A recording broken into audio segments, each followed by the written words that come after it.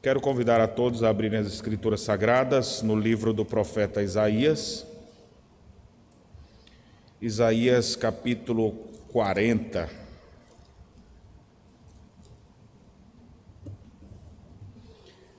Isaías capítulo 40.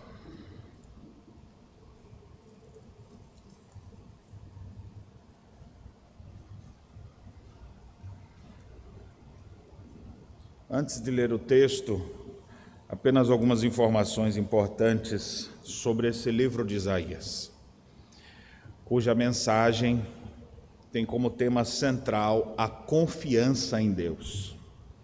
Por vezes, ao longo de todo o seu livro, Isaías fortalece a confiança do povo para que deixasse de confiar em homens, em nações, no seu próprio poderio bélico, parar de confiar em qualquer outra coisa, que parece que qualquer amuleto da sorte que surgia, o povo acabava acreditando. Então, esse livro, como tema central, ele procura fortalecer a confiança do povo, para parar de confiar em falsos deuses, em nações, em alianças políticas, nos próprios recursos, ou até mesmo aquela confiança inócua de que o templo por si mesmo poderia livrá-los, e não o Senhor. Isaías, então, ao longo de todo o seu livro, fala sobre isso. É bem verdade que existem algumas pessoas que, por causa da precisão de Isaías, por causa dos detalhes que ele traz em muitas de suas profecias, alguns críticos chegam a dizer que não foi um só Isaías que escreveu esse livro.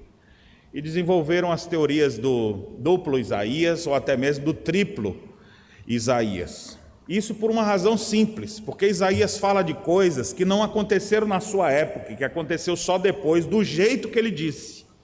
Como explicar isso?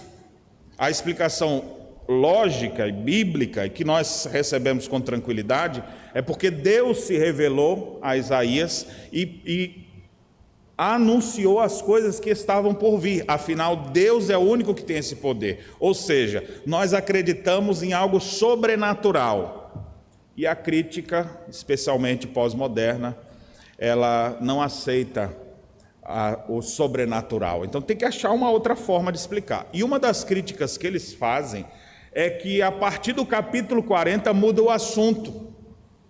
Porque o que vinha sendo desenvolvido até o capítulo 39, no capítulo 40 para frente muda o assunto. Nós já lemos parte então do que seria de um Isaías e agora vamos ler do que seria de outro, segundo essa teoria. Eu não acredito nisso.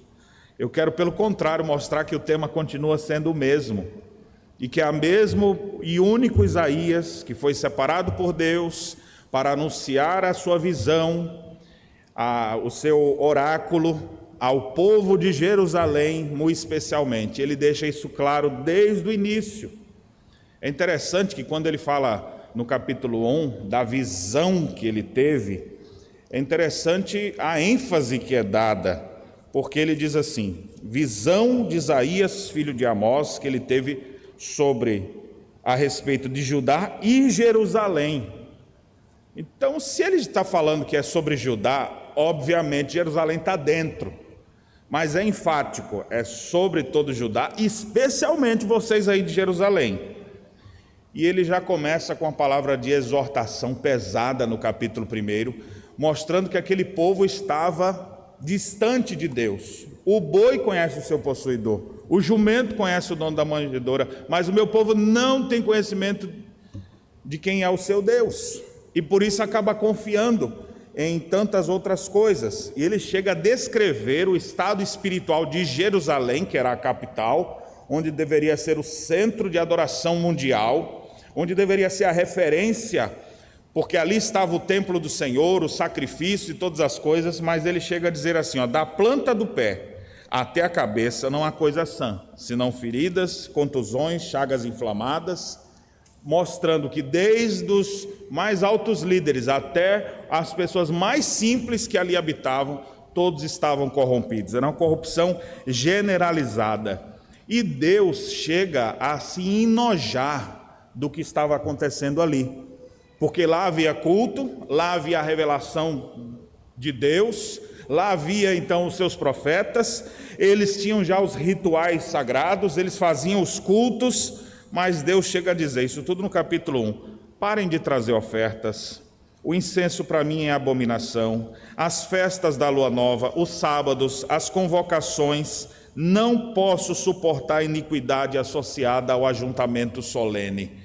Deus estava enojado daquela postura do povo, de saber já os ritos, mas ter uma vida distante daquilo que eles professavam crer. E esse é um pecado que nós hoje em dia também incorremos se nós não nos cuidarmos.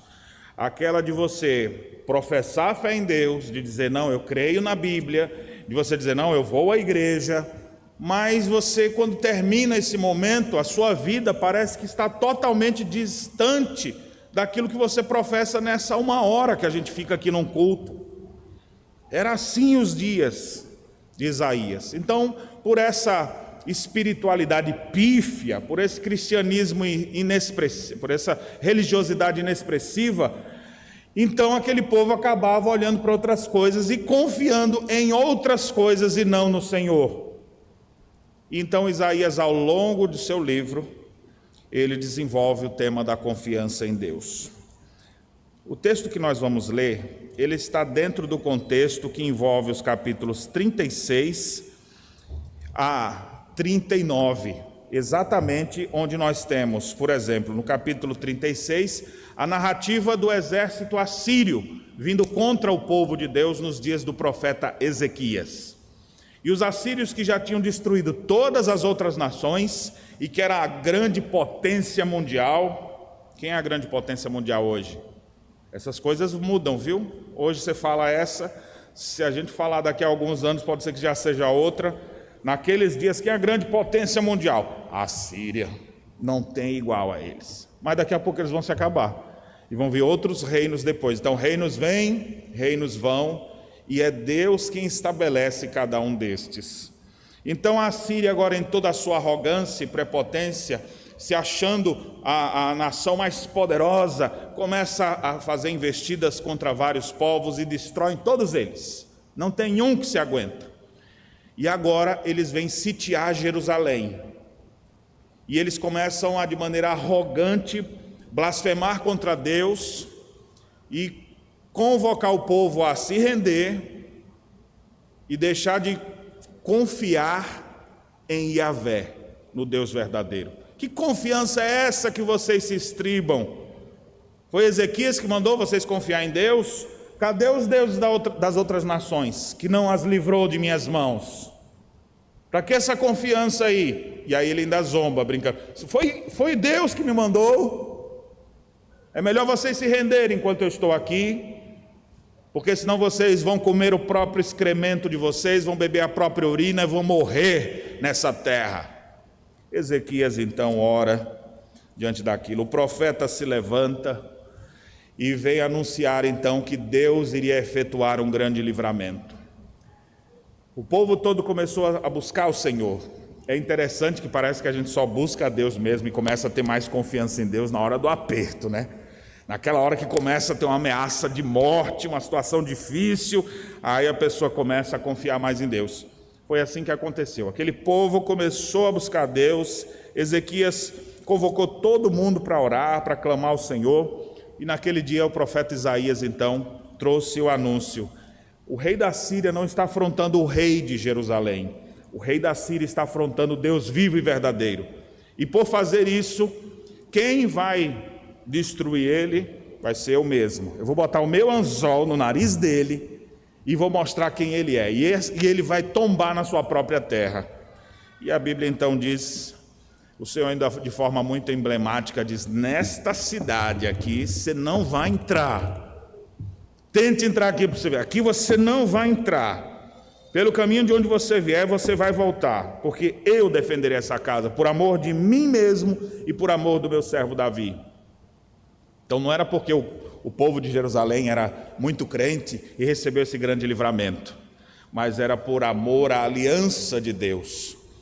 Deus, por amor dele mesmo e das promessas que ele havia feito a Davi, de que nunca deixaria de haver um rei no trono, já apontando para o reinado messiânico. Então, por isso Deus ia efetuar esse grande livramento, como de fato fez. E por Ezequias e o povo confiar em Deus, tiveram aquele grande livramento. 185 mil assírios foram destruídos pelo anjo do Senhor, e o povo nem precisou se envolver nessa batalha. Deus efetuou um grande livramento. É assim que finaliza o capítulo 37. No capítulo 38 nós temos outra demonstração de bondade de Deus, porque Ezequias é ferido com uma doença mortal, poderíamos chamar hoje de um câncer, né?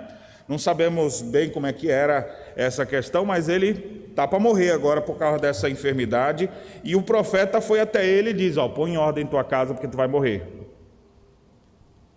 E aí naquele momento Ezequias mais uma vez acabou de receber um livramento de Deus, confia no Senhor, busca o Senhor e clama por Deus, e Deus diz: olha, Ezequias, eu vou te dar mais uns anos de vida, eu não vou levar você ainda agora não. Então Ezequias, por uma segunda vez, toda vez que ele confia em Deus, ele é bem sucedido. Confiou em Deus, diante das ameaças do império da Síria, teve um grande livramento. Em momento de enfermidade terrível, mortal, buscou a Deus, confiou que Deus poderia ajudá-lo. Deus efetuou uma grande cura na vida de Ezequias, e ele então viveu mais alguns anos. Aí quando a gente chega no capítulo 39, o mesmo Ezequias agora, ao invés de mostrar sua confiança em Deus, sabe o que ele faz? Bem, a Síria já se acabou, a grande potência caiu. Quem é que vai se levantar agora no lugar deles? A Babilônia. A Babilônia vai começar a se tornar grande. E aí a Bíblia diz que quando Ezequias estava lá se recuperando de sua enfermidade, veio uma embaixada da Babilônia para conversar com ele. E a Bíblia diz no capítulo 39, Merodach-Baladã, filho de Baladã, rei da Babilônia, enviou cartas e um presente a Ezequias, porque soube que estivera doente e que já tinha convalescido. É interessante que quando chega essas doações para Ezequias, o texto diz no verso 2 que Ezequias gostou disso. Mas você sabe por que ele gostou disso? Porque, a grande ameaça para nós era a Síria, foi destruída. Agora a nação que se levanta é a Babilônia, e eles querem amizade com a gente. Que maravilha! Gostei disso aí. Não, quando eles chegarem aí, manda vir aqui. E a comitiva vem então. É interessante que na hora do aperto, o rei Ezequias sabia quem buscar. Ele chamava pelo profeta. Profeta, nos ajude, o que a gente vai fazer? E sempre Isaías estava ali para ajudar. Nesse momento que ele já está bom, saudável, e vem essa proposta de uma visita dos babilônicos até Jerusalém, ele não chama o profeta para receber a comitiva. E a comitiva chega e Ezequias começa a se gabar. Eu quero mostrar para vocês, venham conhecer o templo. Aí olha, e cheio de ouro, e cheio de maravilhas. E eles, muito bonito mesmo tudo isso aqui. Deixa eu mostrar a casa real. E aí vai mostrar, deixa eu mostrar. Ele sai mostrando tudo que tinha. Não, agora vamos ali dentro do quartel, que eu quero mostrar o nosso arsenal. Os mísseis, quer dizer, não tinha míssil ainda naquela época, mas nem bombas muito potentes. Mas eles tinham, o que eles tinham ali de armamento, deixa eu mostrar para vocês aqui. E aí eles, muito bem, Ezequias, que maravilha. Tomaram nota de tudo e foram embora. Daqui a pouco Isaías fica sabendo assim, quem era esse pessoal que estava aí? Rapaz, não sei, eles falavam uma língua diferente, era dos caldeus lá. E Isaías vai atrás do rei e fala, o que foi que aconteceu aqui? O que esse povo está fazendo aqui? Nós estamos aqui assim, ó. Agora nós e os babilônicos, esse povo está crescendo aí, não vai vir contra nós. O que você mostrou para ele, Ezequias? Tudo, não ficou nada que eu não mostrasse, até o tesouro eu mostrei. Aí ele, olha, pois deixa eu te dizer uma coisa, tudo que você mostrou, tudo eles levarão, para você parar de querer confiar no homem e não em Deus. Mas isso não vai acontecer nos teus dias, vai acontecer nos dias dos teus filhos. Aí o Ezequias fica ali, Vocês estão observando que a temática da confiança continua? Confiou em Deus, grande livramento, 185 mil assírios mortos, sem precisar nem pegar nas lanças, o anjo do Senhor o livrou. Uma doença mortal, confiou em Deus, buscou a Deus, Deus o restabeleceu e lhe deu mais anos de vida. Agora que ele está bem, aí ele deixa de confiar em Deus e prefere fazer alianças internacionais com povos pagãos. E aí o que acontece então? O anúncio de destruição na vida dele. Quando a gente chega agora no capítulo 40, o assunto é o mesmo. É o assunto da confiança em Deus. E agora eu quero ler os versos 12 até o final com vocês. Na verdade, nós vamos ler aos poucos, porque eu desejo mostrar para vocês quem é o Deus que nós podemos confiar. Quem é o Deus que se revelou a Ezequias? Quem é o Deus que se revelou a nós? Quem é o Deus que nós podemos confiar? Eu preciso fortalecer a minha confiança em Deus. Quem é esse Deus? Os versos 12 a 14, ele questiona para tentar descrever quem é Deus, dizendo assim: quem na concha de sua mão mediu as águas e tomou a medida dos céus a palmos? Quem recolheu na terça parte de um éfa o pó da terra e pesou os montes em romana e os outeiros em balança de precisão? Quem guiou o Espírito do Senhor, ou como seu conselheiro o ensinou? Com quem tomou ele conselho para que lhe desse compreensão? Quem o instituiu na vereda da justiça e lhe ensinou a sabedoria e lhe mostrou o caminho do entendimento? Todas essas perguntas é para dizer assim: quem é o Todo-Poderoso? Quem é o Deus revelado a Israel? Quem é o Deus de vocês? E ele, para tentar dimensionar a grandeza e a majestade desse Deus, ele usa termos próprios dos homens. É como se fosse uma linguagem de adaptação para a gente conseguir entender. Calvino, quando fala sobre essa questão da revelação de Deus, que Deus quase que gaguejava, quase soletrava para ver se a gente entende quem Ele é. Então Deus usando termos que talvez a gente entenda. Qual é uma coisa muito grande que a gente vê? As águas do oceano. Pense as águas que existem. Você já parou para pensar? De vez em quando você vê um navio assim gigante, você fala: meu Deus! Como aquele que estava há poucos dias trancado ali no canal Suez, e aí você vê o tamanho daquela embarcação, enquanto ela está ali e as pessoas estão perto, você vê que ela é enorme. Quando ela chega perto do mar, aí o mar a devora já. Ela é um pinguinho que está ali só, um pontinho só. Mas pense em toda a água do mundo então, toda a água do planeta Terra. Aí a Bíblia diz que Deus pega e mede tudo isso na concha da mão. Você já fez conchinha com a mão? Para pegar água, né? Faz a conchinha da mão assim. Quanto você acha que cabe aí? Acho que a mãozona grande de alguns de vocês aqui assim, acho que dá uns 50 ml, né? E alguns dá só 10. Mas aí a Bíblia, para mostrar o tamanho de Deus, ele fala: toda a água da terra cabe na mão dele, na conchinha da mão. Quem na concha da mão mediu as águas, depois fez e encheu a terra? Aí você começa a ter uma dimensão do tamanho dele. Ele ilustra de outra forma: quem mediu os céus a palmos? Você já viu os céus? A gente olha para o céu, meu Deus, é infinito, é grande demais esse negócio. Aí a Bíblia diz: Deus mediu a palmos. Aquilo que a gente diz é grande demais, é infinito, mas não é infinito para Deus. O infinito não cabe dentro de outro infinito. Então aquilo que a gente acha que não tem fim, na verdade Deus mediu a palmos, e Deus diz: ó, dá tantos palmos. Isso é uma linguagem de acomodação, só para a gente tentar dimensionar o tamanho dele. Quem recolheu na terça parte de um éfa o pó da terra e pesou os montes em romanas e os outeiros em balança de precisão? Ele agora começa a falar: vamos pegar a terra.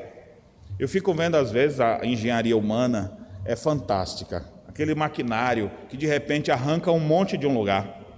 Mas demora muito tempo para isso acontecer. Quantas caçambas de terra para poder tirar um pequeno monte. Aí a Bíblia diz que toda a terra, toda essa matéria que existe em toda a terra, Deus mede numa balancinha.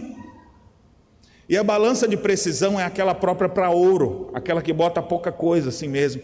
Aquilo que a gente fala, mas é terra demais, é coisa demais, aí Deus mediu na balancinha. Vocês estão percebendo quem é o Deus que a gente pode confiar?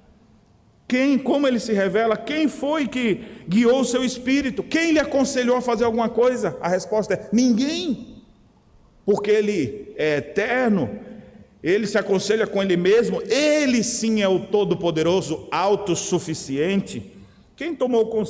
Com quem ele tomou conselho para que lhe desse compreensão? A pergunta é ninguém. Ele é a essência da sabedoria. Quem instruiu ele na vereda do juízo? Lhe ensinou sabedoria ou lhe deu entendimento? Ninguém. Ele é que ensina essas coisas, ele é que capacita as pessoas nesse sentido. Então, os primeiros versículos aqui mostram quem é esse Deus que nós podemos confiar. Agora, contrastando com esse Deus Todo-Poderoso, ele vai falar sobre quem são os homens e quem são as nações. Mas antes de ler essa segunda parte, eu queria lhe perguntar, você tem já hoje a dimensão correta de quem é Deus? A gente até canta dizendo, grande é o Senhor, mas o que é grande? Se a gente tivesse que comparar com alguma coisa, com o que nós compararíamos? Porque essa é uma tônica também de Isaías aqui. Para a gente tentar dimensionar, a gente compara. Porque a tendência é, se você tem um grande e um pequeno, em quem você vai confiar mais? No mais forte ou no mais fraco? Então a ideia é, sempre eu vou querer estar do lado do mais forte. E por que vocês estão indo atrás das nações? A visão de vocês está errada, vocês estão achando que eles são mais fortes, que são maiores do que Deus? Olha o tamanho de Deus, olha a grandeza de Deus.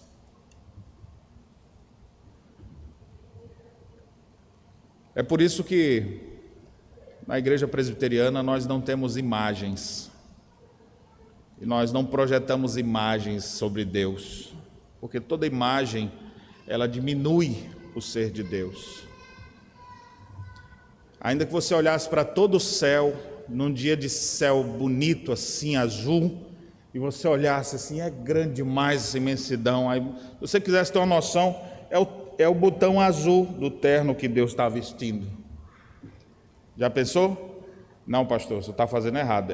Estou, porque eu estou diminuindo o tamanho dele. Qualquer medida de comparação, ela será pequena para descrever a grandeza de Deus.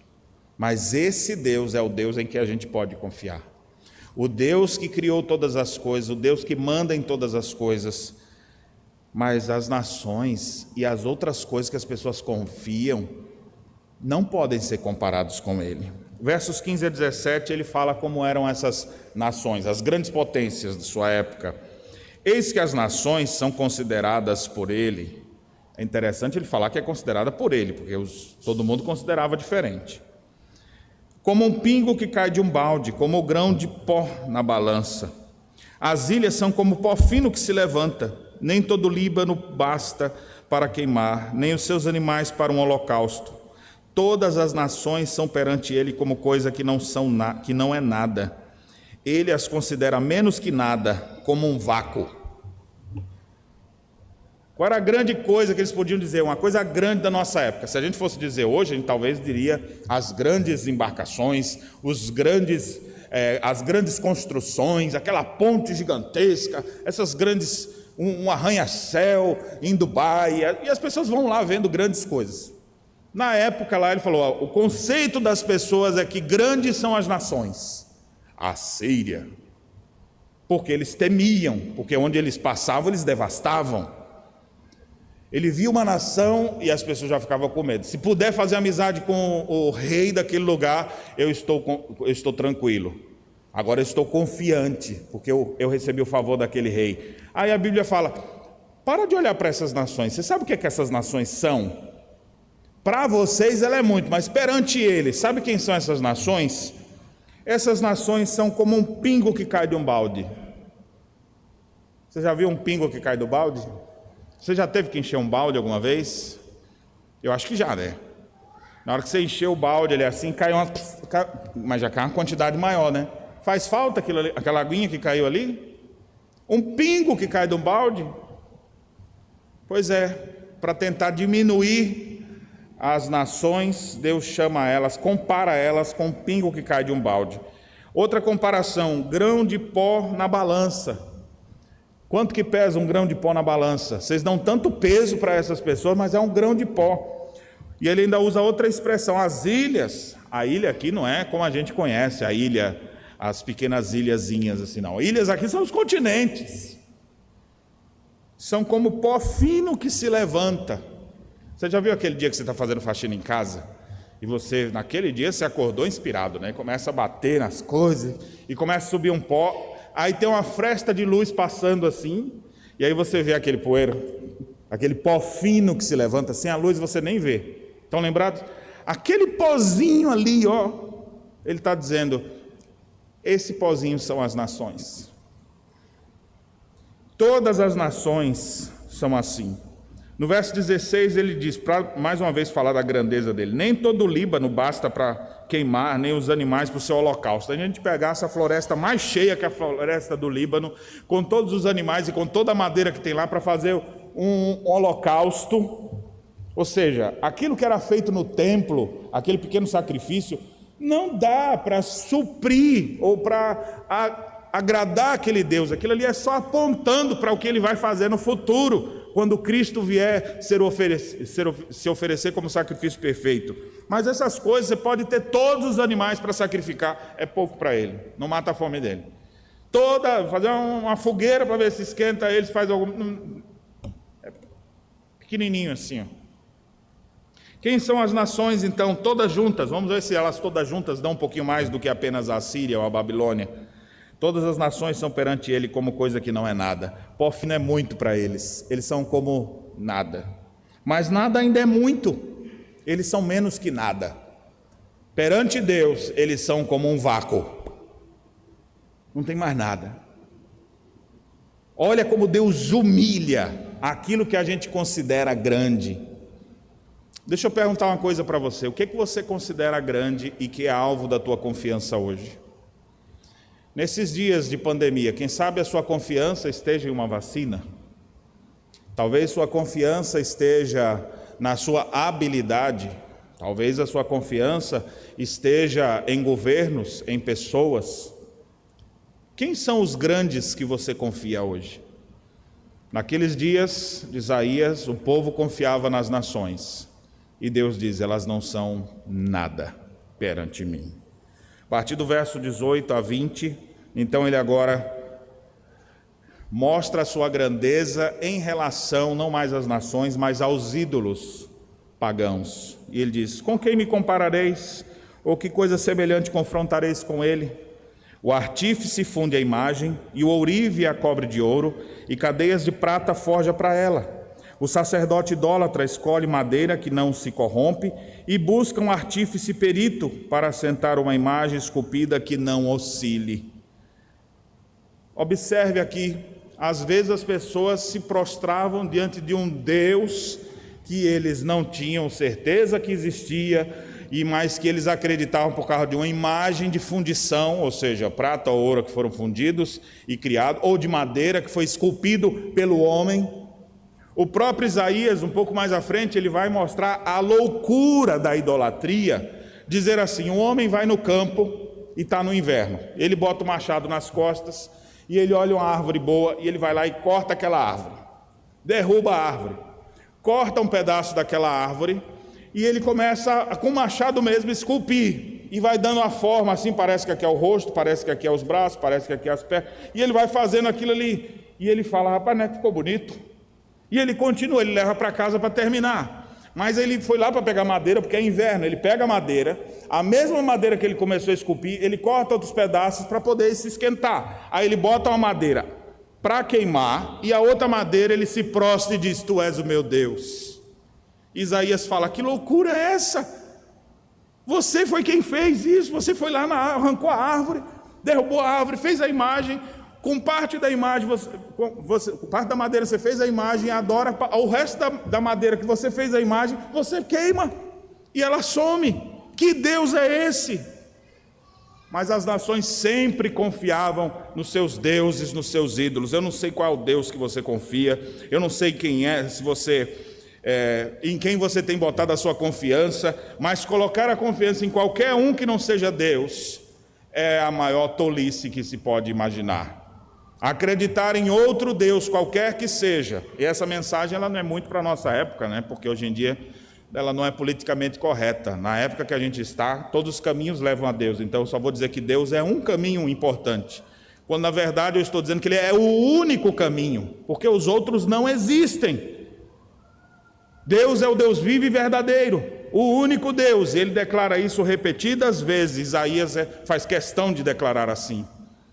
E nós devemos nos prostrar, não perante as nações, não perante as ideologias, não perante os conceitos errôneos da nossa época, mas a gente se prostra diante de Deus e confia em Deus. A nossa confiança deve estar nele. A partir do verso 21, ele começa a descrever mais uma vez, até o verso 26 eu farei a leitura, para mostrar esse Deus Criador. Acaso não sabeis, porventura não ouvis? Não vos tem sido anunciado desde o princípio, ou não atentastes para os fundamentos da terra? Ele é o que está assentado sobre a redondeza da terra, cujos moradores são como gafanhotos. É ele quem estende os céus como cortina e os desenrola como tendas para neles habitar. É ele quem reduz a nada os príncipes e torna em nulidade os juízes da terra. Mal foram plantados e semeados, mal se arraigou na terra o seu tronco, já se secam, quando um sopro passa por eles e uma tempestade os leva como palha. A quem, pois, me comparareis para que lhes seja igual? Diz o Santo. Levantai ao alto os olhos e vede, quem criou essas coisas? Aquele que faz sair o seu exército de estrelas, todas bem contadas, as quais ele chama pelo nome. Por ser ele grande em força e forte em poder, nenhuma só vem a faltar. Olha, meus irmãos, que Deus majestoso e glorioso é esse. Vocês não sabem? Vocês não entenderam ainda? Desde o princípio tem sido dito. Vocês não estão atentando para os fundamentos da terra, ou seja, quem é o Deus Criador? E quando fala do Deus Criador, é que interessante, né? Parece que o pessoal descobriu que a terra era redonda só depois, na época das navegações, mas Isaías aqui já estava dizendo que Deus está sentado sobre a redondeza da terra. Como é que Isaías sabia disso? Deus está se revelando como Ele realmente é. Os moradores da terra são como um grilinho, um gafanhotinho. Deus é quem fez todas as coisas. Os céus Ele descortinou, Ele estendeu como se fosse uma tenda, querendo dizer que foi Deus quem criou todas as coisas que existem. Nada foge do seu controle. E Ele reduz a nada as nações, os príncipes e os julgamentos dos juízes da terra. Ele faz tornar-se em nulidade.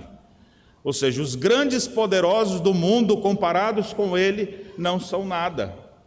Por quê? Porque todos esses ora acertam, ora erram, ora faz alguma coisa boa, outra agora faz coisa ruim, mas Deus não. Deus é o Deus que a gente pode confiar sempre e descansar em sua soberania e bondade, porque Ele não se corrompe, Ele não passa, Ele é estável. As nações, os poderosos, eles cairão como uma árvore que cai, como uma tempestade que leva a palha. Todas essas coisas serão destruídas. E Deus mais uma vez diz: com quem vocês vão me comparar para que eu lhes seja igual? Vocês estão botando eu como se fosse top assim com alguém? Quem é que você bota do meu lado para dizer, aquele Deus é igual o Deus de Israel? Levantem os olhos e vejam. Olha o poder de Deus na criação. Quando vai ficando a noite que você vê todas as estrelas, a linguagem é uma linguagem de acomodação.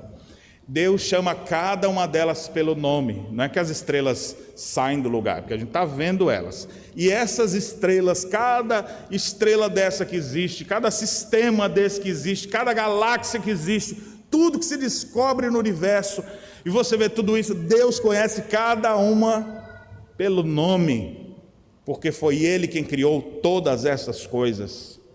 Bem, se a gente tem um Deus tão grande e tremendo que faz todas as coisas, por que é que a gente não confia nele? Agora vem a última parte do texto, que é a aplicação de tudo isso para a vida do povo. Verso 27. Porque, pois, dizes, ó Jacó, e falas, ó Israel, o meu caminho está encoberto ao Senhor, e o meu direito passa despercebido ao meu Deus. Não sabes, não ouviste que o eterno Deus, o Senhor, o Criador dos fins da terra, nem se cansa, nem se fatiga? Não se pode esquadrinhar o seu entendimento. Faz forte ao cansado e multiplica as forças ao que não tem nenhum vigor. Os jovens se cansam e se fatigam, e os moços de exaustos caem. Mas os que esperam no Senhor renovam as suas forças, sobem com asas como águias, correm e não se cansam, caminham e não se fatigam. Às vezes as pessoas ficam assim: olha, Deus nem está vendo o que está acontecendo comigo. Por que você acha que seu caminho está encoberto a Deus? Olha, eu tenho tanta coisa para fazer, eu estou sendo tão injustiçado. Onde é que Deus vai tomar? Deus nem está ligando para mim. Quem disse isso? Esse Deus tão grande, poderoso, esse Deus transcendente, Ele também é imanente, Ele vem ter conosco. Esse Deus não se cansa, não se fatiga, que talvez a pessoa olhe assim, mas Ele é tão grande, Ele tem tanta coisa para fazer então, porque só para segurar essas estrelas no céu não dá tempo mais para nada. Mas a Bíblia diz que, embora Ele cuide do macro-universo, Ele também se preocupa com o micro-universo e com as pequenas coisas da nossa vida. Ninguém pode esquadrinhar o seu entendimento. Ele habita o alto e sublime trono, mas Ele também habita com contrito e abatido de coração. Deus é aquele que governa sobre todas as coisas, mas Ele sabe por que é que você está passando por um problema também. Deus sabe quais são as tuas causas, Deus sabe o que você está enfrentando, Deus sabe os motivos do seu choro, da sua dor e da sua angústia, porque Ele é o Deus Todo-Poderoso. E aí agora Ele diz, e é esse Deus que faz quem está cansado, quem está aflito, se tornar forte, faz forte ao cansado. E Ele multiplica as forças daquele que não tem vigor mais nenhum. Sabe aquela pessoa que está desanimada? Fala, olha, nesse mundo não tenho mais esperança. Olhe para Deus, quem é Deus. Deus faz forte quem está cansado. Aquele que não tem vigor nenhum, Deus sopra nele o hálito de vida e faz essa pessoa se revitalizar. Ele compara com a juventude, dizendo assim, os jovens que estão no auge da sua força, você já viu que você chama as pessoas para determinada, vamos fazer um negócio, rapaz, eu já não aguento isso aí não, a idade já chegou, isso aí não é mais para mim, chama os meninos aí. Não é assim? O cara está novo ali, com muita força. Aí a Bíblia, para contrastar na nossa própria existência, aqueles que estão no momento de maior força, juventude, ele fala, os jovens, só pela sua força natural, eles se cansam e se fatigam. E os moços caem de exaustos. Mas deixa eu dizer uma coisa, a ênfase aqui não é que o jovem é fraco, viu? A ênfase é que o mais forte entre nós pode se sentir fraco, mas o mais fraco entre nós pode se tornar forte. E aí ele diz no último versículo, os que esperam no Senhor, ou os que confiam no Senhor, renovam as suas forças, sobem com asas como águias, correm e não se cansam, caminham e não se fatigam. É isso que esse Deus glorioso e poderoso pode fazer em nossas vidas. Ele tem o controle de todas as coisas, nada foge ao seu olhar. E Ele é tão grande e tremendo que, para se preocupar com pessoas minúsculas como nós, como eu e você, Ele se encarnou. Por que Ele teve que se encarnar? Para assumir uma forma limitada, pequena, como a gente, para mostrar o seu amor para conosco, para morrer a nossa morte, para nos doar a sua vida, para enfrentar o que a gente enfrenta. E depois que Ele passou por tudo, a Bíblia diz que Ele, que sofreu todas as coisas, é poderoso para socorrer a todos que se acham em qualquer angústia. O Deus glorioso veio até nós e Ele pode nos socorrer em todas as nossas aflições. Por que você não confia em Deus? Fortaleça a sua confiança em Deus. Coloque a sua vida voltada a Deus. Espera no Senhor, Ele te fortalecerá. Confia no Senhor, descansa no Senhor, agrada-te do Senhor, e Ele satisfará os desejos do teu coração. Entrega o teu caminho ao Senhor, confia nele, e o mais Ele fará. Que você possa ter um vislumbre real de quem Deus é, conforme Ele se revela nas páginas das Escrituras, e deixar de confiar nas alianças políticas, nos poderosos da terra, no seu próprio braço e voltar o seu olhar e a sua confiança para o Deus revelado em Israel, o Deus que se encarnou e veio até nós, o Deus que está presente aqui conosco e que promete estar conosco todos os dias até a consumação dos séculos. Você não está sozinho, você tem só o Todo-Poderoso, Criador de todas as coisas, sendo por ti.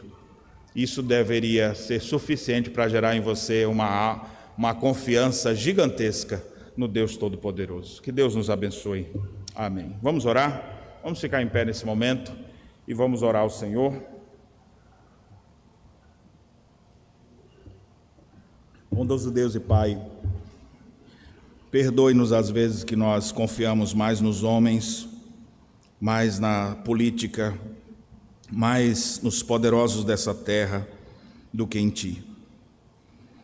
Não deixe, ó Deus, que o nosso olhar se volte para qualquer outra pessoa, como Ezequias fez. Não queremos ter essa instabilidade, ora confia, ora não confia. Ajude-nos a vivermos confiantes no Senhor. Fortalece nossa fé. Ajude-nos a permanecermos firmes e inabaláveis. Pedimos o Teu socorro para que o Senhor venha fazer isso em nossas vidas. Abençoe a vida dos meus irmãos. Tu sabes, ó Deus, como é que anda a confiança de cada um.